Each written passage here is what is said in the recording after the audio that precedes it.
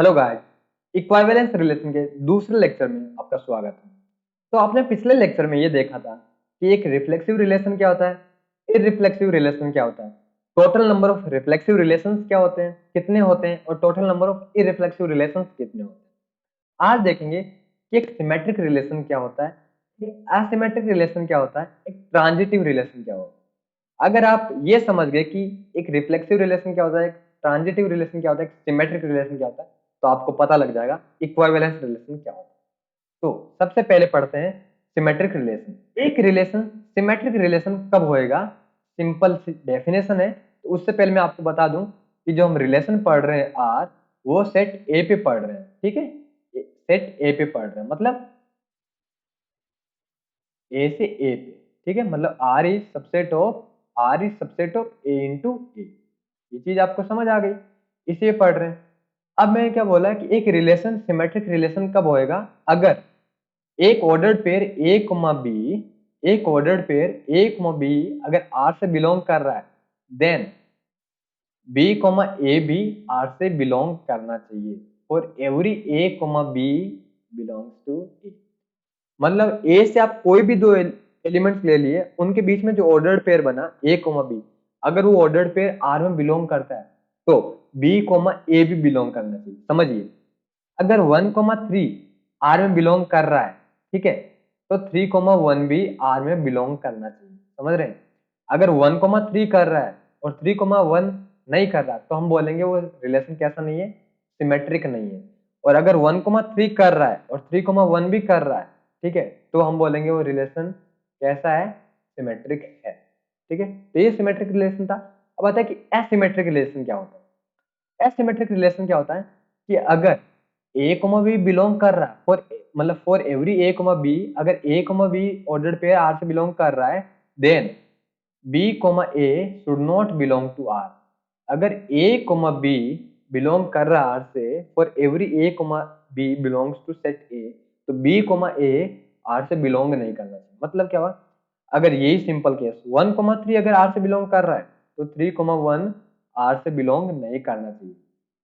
ऐसे केस में ही हम एसिमेट्रिक रिलेशंस को पढ़ेंगे। ठीक है, तीसरा आता है कि एंटी सिमेट्रिक रिलेशन क्या होता है। ठीक है, एंटी सिमेट्रिक रिलेशन क्या होता है। एक रिलेशन एंटी सिमेट्रिक कब होएगा कि अगर ए कोमा बी, ठीक है, बिलोंग कर रहा है आर में, एंड बी कोमा ए भी आर में बिलोंग कर रहा है। इस केस में अगर ए कोमा बी भी बिलोंग कर रहा है, बी कोमा ए भी बिलोंग कर रहा है, a should be equal to b. चीज को समझिए, अगर ए कोमा बी आर से बिलोंग कर रहा है, बी कोमा ए आर से बिलोंग कर रहा है, तो ए should be equal to b. मतलब वो दोनों एलिमेंट्स इक्वल होने चाहिए। मतलब हुआ कि अगर 1,3 बिलोंग कर रहा है, ठीक है, और 3,1 भी बिलोंग कर रहा है, तो क्या 1 3 के बराबर है? नहीं है। तो ऐसे केस में वो एंटी सिमेट्रिक नहीं होगा। एंटी सिमेट्रिक जब ही होगा जब ए और B, A comma B R में बिलोंग कर रहा है, बी कोमा ए बिलोंग कर रहा है, और उसके साथ साथ ये भी है कि ए बी के बराबर हो, तो हम बोलेंगे वो रिलेशन कैसा है, एंटी सिमेट्रिक है। एक एग्जांपल करते हैं इस पे कि ये दिया हुआ हमको एक सेट है ए 1 2 3 4, ठीक है, उस पर रिलेशन डिफाइन किया 1,2 2,2 3,4 एंड 4,1। हमें ये चेक करना है क्या आर सिमेट्रिक है, क्या आर एसिमेट्रिक है, क्या आर एंटी सिमेट्रिक है। तो सबसे पहले हम देखते हैं क्या आर सिमेट्रिक है। सिमेट्रिक के लिए क्या बताया था कि for every A comma for every A comma B belongs to A, if a comma b belongs to R, it implies b comma a also belongs to R। यही तो बताया कि a भी अगर ऑर्डर्ड पेयर R में है तो b ordered pair भी R में होना चाहिए। अब देखिए, इसमें देखिए, क्या 1,1,2 है, क्या 2,1 है इसमें? 1,2 तो है, क्या 2,1 है फॉर एवरी ए कोमा, मतलब सारे ऑर्डर्ड पेयर के लिए चेक कर रहे हैं, नहीं है, तो यहीं से खेल खत्म हो गया, सिमेट्रिक होगा ही नहीं। दूसरा एसिमेट्रिक। एसिमेट्रिक के लिए क्या बताया था कि अगर for every A comma B belongs to A, if A comma B belongs to R, मतलब ये ऑर्डर्ड पेयर आर में बिलोंग कर रहा है, इट इंप्लाइज कि बी कोमा ए आर में नहीं होना चाहिए। ए बी आर में है तो बी ए आर में नहीं होना चाहिए। ठीक है, इसी चीज को देखते हैं। तो 1,2 आर में है क्या? 2,1 है? नहीं है, कोई दिक्कत नहीं है, सही है, यहाँ तक तो सही चल रहा है। 2,2 2,2 तो आर में है क्या? 2,2 आर में नहीं है, मतलब ये देखिए एक ऑर्डर्ड पेयर है 2,2, यही इंटरेस्टिंग है ना, वो आर में है।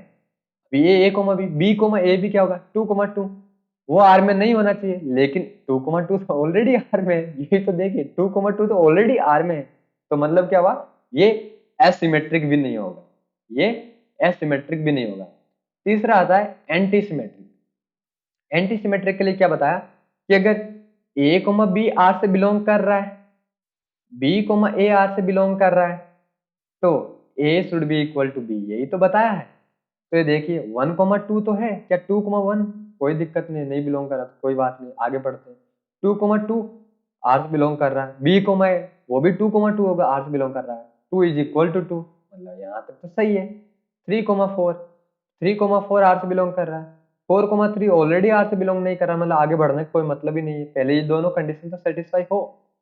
4,1 आर में बिलोंग कर रहा है, 1,4 तो ऑलरेडी नहीं है, तो यहाँ पढ़ने का ही कोई मतलब नहीं है। तो इसका मतलब क्या हुआ, ये रिलेशन कैसा हो गया? एंटी सिमेट्रिक है। ये रिलेशन क्या हुआ? एंटी सिमेट्रिक है, कि अगर ए कोमा बी और बी कोमा ए दोनों आर में बिलोंग कर रहे हैं, दोनों बिलोंग करने चाहिए, अगर दोनों बिलोंग कर रहे हैं तो ए should be equal to B.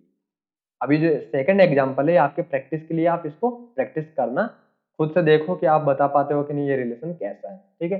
अब आगे बढ़ते हैं, हमें निकालना है total number of symmetric relation. Total number of symmetric relation. तो एक चीज ये देखिए, मैंने वही बोला ना कि आप टेबल बना लीजिए, टेबल की फॉर्म में ही पढ़ेंगे, ठीक है। अब टेबल बना दीजिए, एक सेट ले लिया हमने ए, ठीक है, और उसमें कितने एलिमेंट्स ले लिए? A1 A2 dot dot dot AN तक, ठीक है। आया आपको चीज समझ में? अब टेबल बनाएंगे आप, ये टेबल बन रही है आपकी, ठीक है। ये रिलेशन आर, ये A1, ये A2 element dot dot dot, ये AN एलिमेंट, ठीक है, ये A1 एलिमेंट, ये A2 एलिमेंट, ये डॉट डॉट डॉट, ये AN एलिमेंट, ठीक है। अब बताइए सिमेट्रिक रिलेशन में क्या था? सिमेट्रिक रिलेशन कब होता है कि अगर A comma B belongs R से बिलोंग कर रहा है, तो B comma A must belong to R. समझ आया आपको कि अगर ए कोमा बी है तो B comma A should also be there, मतलब क्या हुआ कि आप ये तो आपका क्या हो गया? डायगोनल हो गया, ठीक है।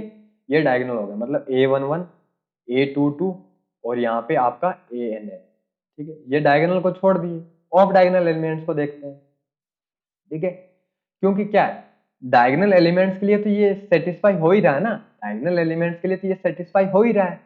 क्यों? क्योंकि A1 कोमा A1 तो बिलोंग कर रहा है आर से, और उसका उल्टा भी करेंगे तो इधर लिखेंगे ऐसे A1 कोमा A1 वो भी आएगा, वो भी आर से बिलोंग कर रहा है, मतलब ये सारे एलिमेंट्स तो ले लेते हैं, ये सारे एलिमेंट्स तो ले लेते हैं, ठीक है। अब ये चीज बताइए, अब ये जो एलिमेंट्स, मतलब ये n एलिमेंट्स जो हैं, ये आप उसके अंदर ये जो n एलिमेंट्स है डायगोनल वाले, ये आप उस रिलेशन में ले भी सकते हैं, नहीं भी ले सकते। अगर लेते हैं तो भी कोई दिक्कत नहीं है, नहीं लेते हैं तो भी कोई दिक्कत नहीं है। अगर उस रिलेशन में, अगर मैं एक रिलेशन बताऊं यहाँ पे 1,2 आर, एक रिलेशन डिफाइन किया 1,2 2,1, ठीक है। अब ये एक चीज बताइए, क्या इसमें 1,1 और 2,2 है क्या? नहीं है, बट स्टिल ये रिलेशन कैसा है? सिमेट्रिक रिलेशन है। क्या बताता है? अगर 1,2 है तो 2,1 भी होना चाहिए, मतलब ये सिमेट्रिक है। तो मतलब आप इनको ले भी सकते हैं डायगोनल एलिमेंट्स को, नहीं भी ले सकते, मतलब यहाँ पे क्या हो गया, मैंने क्या होता है, अगर लेना है तो 1, नहीं लेना तो 0, मतलब 0,1, ठीक है, इधर भी 0,1, ठीक है। तो मतलब क्या हो गया, जो डायगोनल एलिमेंट्स है उनके लिए, हर के लिए दो पॉसिबिलिटी है, वो आ भी सकते हो, नहीं भी आ सकते, ठीक है। अब बाकी एलिमेंट्स को देखते हैं। ये एलिमेंट होगा वो क्या होगा? A1 A2 की फॉर्म में होगा। कैसा होगा वो फॉर्म उसका? ये जो फॉर्म होगा वो A1 A2 की फॉर्म में होगा। अब अगर A1 A2, अगर मैं इसकी जगह 1 लेता हूं, मतलब ये अगर A1 A2 R में बिलोंग कर रहा है, तो क्या होना चाहिए? A2 A1 भी तो बिलोंग करना चाहिए as per relation, A2 A1 भी R से बिलोंग करना चाहिए, मतलब A2 A1 ये वाला होएगा। समझ रहे हैं? मतलब इन दोनों के बीच में एक वो बन रही है, कॉरस्पॉन्डेंस बन रही है, कि अगर ये वाला है तो ये भी होगा, मतलब इस पे 1 है तो इस पोजीशन पे भी 1 होगा, इस पोजीशन पे 1 है तो इस पे भी 1 होगा, इस पे 0 है तो उस पे भी 0 होगा। समझ रहे ना? अगर इस पे 1 ले लिया A1 A2 पे, और इस पे 0 ले लिया, मतलब क्या A1 A2 तो है लेकिन A2 A1 नहीं है, वो तो सिमेट्रिक नहीं होगा। मतलब क्या, आपको इस पोजीशन पे भी क्या लेना है, अगर यहाँ 1 लिया तो इस पोजीशन पे भी 1 आएगा, यहाँ 1 लिया तो इस पोजीशन पे भी 1 आएगा, यहाँ 0 लिया तो इस पोजीशन पे भी 0 आएगा। समझ रहे हैं ना?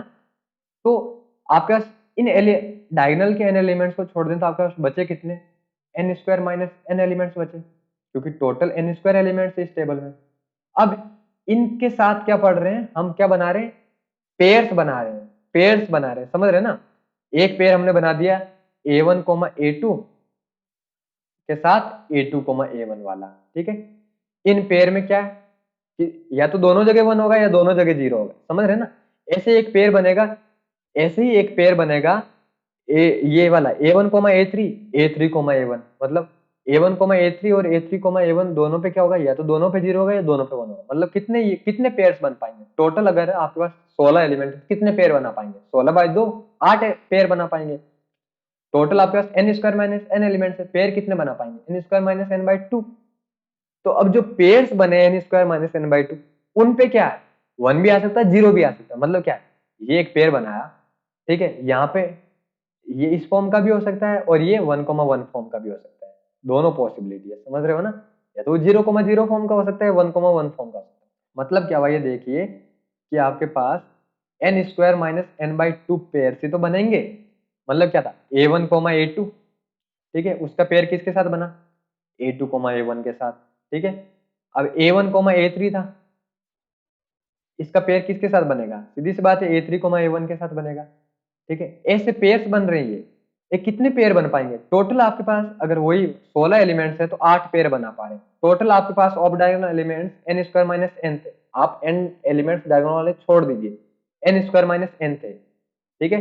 उसके पेयर कितने बनेंगे, n स्क्वायर माइनस n/2, और हर पेयर पे दो पॉसिबिलिटी है। मतलब ये एक पेयर है, इस पेयर पे में 0 भी आ सकता है 1 भी आ सकता है। 0 का मतलब क्या है, दोनों के दोनों ही नहीं आ रहे, या फिर दोनों के दोनों ही आ रहे हैं। 1 का मतलब यही तो है, सिमेट्रिक में यही तो जरूरी है कि a1 a2 आ रहा तो a2 a1 भी आए, a1 a2 नहीं आ रहा तो a2 a1 भी ना आए। यही तो है, मतलब हर पेयर के लिए दो पॉसिबिलिटी है, तो इतने पेयर के लिए हर पेयर के लिए दो पॉसिबिलिटी है, ठीक है। समझ रहे हो?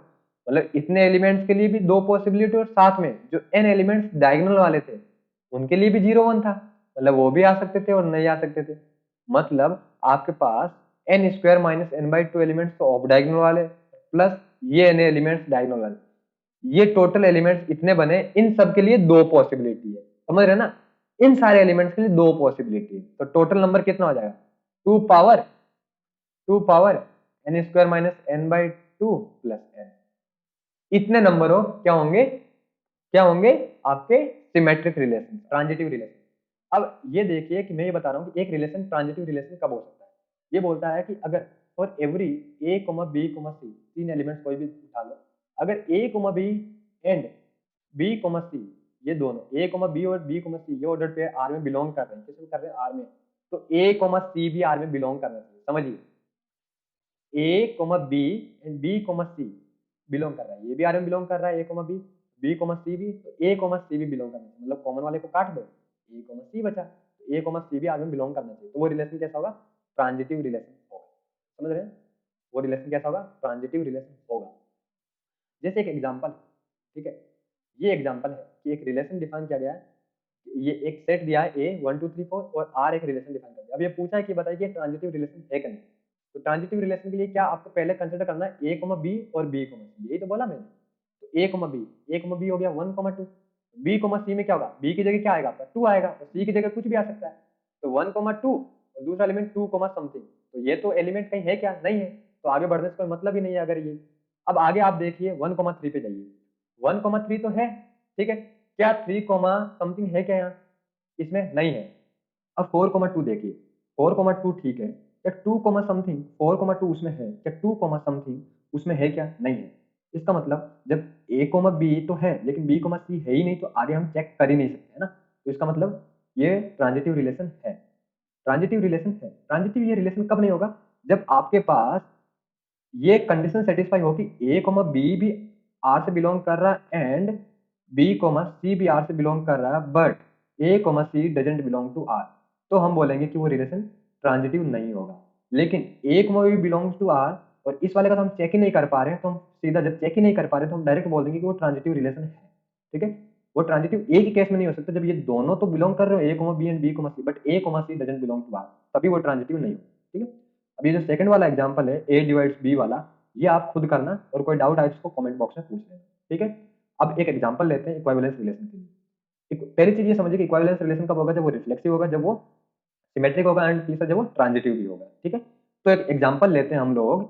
एग्जांपल है रिलेशन, मैंने बोल दिया रिलेशन है वो सेट ऑफ रियल नंबर से सेट ऑफ रियल नंबर, मतलब जो आर है that is subset of set of real numbers into set of real numbers. ये रियल नंबर का जो सेट हो आर और पीछे ऐसे लगा दीजिए, वो सेट ऑफ रियल नंबर्स बन जाता है। ठीक है, अब इस रिलेशन को डिफाइन मैंने क्या किया, इज इक्वल टू, क्या डिफाइन किया, is equal to, is equal to. ठीक है, तो पहले ये चेक करना कि इक्विवेलेंस रिलेशन है कि नहीं, सबसे पहला चेक करते हैं क्या ये रिफ्लेक्सिव है कि नहीं। ठीक है, अब बताइए रिफ्लेक्सिव के लिए क्या जरूरी है कि for every A belongs to this set of real number R, A comma A must belong to relation R. ठीक है, तो अब ये देखिए, अगर कोई भी एलिमेंट लेते हैं, पिक एनी एलिमेंट ए, तो ऑब्वियस सी बात है कि हर एलिमेंट खुद के इक्वल टू होता ही है ना, A is always equal to A, it is true since A is equal to A for every A belongs to set of real number, this is true for every A belongs to set of real number. इसका मतलब क्या, जब A is equal to A it implies relation तो क्या is equal to means ये ए comma ए किससे belong कर गया, रियल नंबर से, यही तो हमें चाहिए, तो मतलब ये क्या हुआ, रिफ्लेक्सिव होगा। सेकंड आता है क्या ये सिमेट्रिक है, सिमेट्रिक के लिए क्या जरूरी है कि ए कॉमा बी, सेकंड आता है सिमेट्रिक के लिए, सिमेट्रिक के लिए क्या हो गया, if A comma B belongs to R then then then b comma a must belong to r for every a comma b belongs to the set of real numbers, right, यही है। तो आप कोई भी पहले ये तो कंफर्म है कि a comma b belongs to r है ना, ये हमने ट्रू मान लिया। तो इसका मतलब क्या हुआ कि a is equal to b, क्योंकि रिलेशन तो क्या इज इक्वल, जब a is equal to e b है तो it implies b is also equal to a, ये की बात है। मतलब x1 इक्वल टू y1 है तो y1 भी तो x1 के इक्वल ही है, वही चीज है। तो जब b is equal to a तो it implies as per relation, यहाँ से एज पर रिलेशन, ये क्या हो गया कि b कोमा a किससे बिलोंग कर गया, r से बिलोंग कर गया। तो इसका मतलब क्या हुआ, जब a comma b belongs to r था तो b comma a is also belonging to r, और जो हमने a और b लिए थे वो तो क्या थे, ये जो a और b लिए हमने वो क्या है, आर्बिट्रेरी है हमारे पास, मतलब वो कुछ भी हो सकते हैं, वो सेट ऑफ रियल नंबर से कुछ भी आ सकता है। तो इसका मतलब क्या हुआ, सिमेट्रिक भी हो गया, ये रिफ्लेक्सिव हो गया, सिमेट्रिक हो गया। अब आता है ट्रांजिटिव है कि नहीं, क्या है, हमको ये देखना है कि हमारा जो रिलेशन है वो ट्रांजिटिव है कि नहीं। ट्रांजिटिव के लिए क्या है, हमें बस दो चीजें ध्यान रखती, दो चीजें क्या रखनी है कि if A comma B belongs to R and B comma C belongs to R, then A comma C belongs to R, यही तो था, यही तो है ट्रांजिटिव, तो यही चेक करना है। तो सबसे पहले तो ये ट्रू मान के चलते हैं कि ये दोनों ट्रू है, मतलब A comma B belongs to R है, B comma C is also belonging to relation है। तो A comma B belongs to R मतलब क्या हुआ, A is equal to B, B comma C belongs to R मतलब relation तो is equal to B is equal to C, A is equal to and B is equal to C, यहाँ से क्या पता लगे, A is equal to C. जब A is equal to C it means जो relation ये जो है ए कॉमा सी वो किससे बिलोंग करेगा, आर से बिलोंग करेगा ना, क्योंकि ए इज इक्वल टू सी और रिलेशन क्या इज इक्वल टू, तो ए कॉमा सी बिलोंग कर रहा है आर से। तो ये तो चेक करना है कि जब A comma B and B comma C belong to R, क्या A comma C is belonging to R, हाँ yes A comma C is belonging to R, तो ये ट्रांजिटिव भी हो गया। तो ये जो रिलेशन हुआ इज इक्वल टू, वो रिफ्लेक्सिव भी है, वो सिमेट्रिक भी है, वो ट्रांजिटिव भी है। तो ये रिलेशन कैसा हो गया हमारा, इक्विवेलेंस रिलेशन हुआ, कैसा हुआ, इक्विवेलेंस रिलेशन। ठीक है, तो ये था इक्विवेलेंस रिलेशन के लिए। अब आगे के लेक्चर कॉम्पिटिटिव एग्जाम्स में जो क्वेश्चन आए हैं reflexive, symmetric and transitive relation के लिए, उससे रिलेटेड एक पूरा वीडियो, डेडिकेटेड वीडियो अगला है। ठीक है, तो till then bye bye, thank you.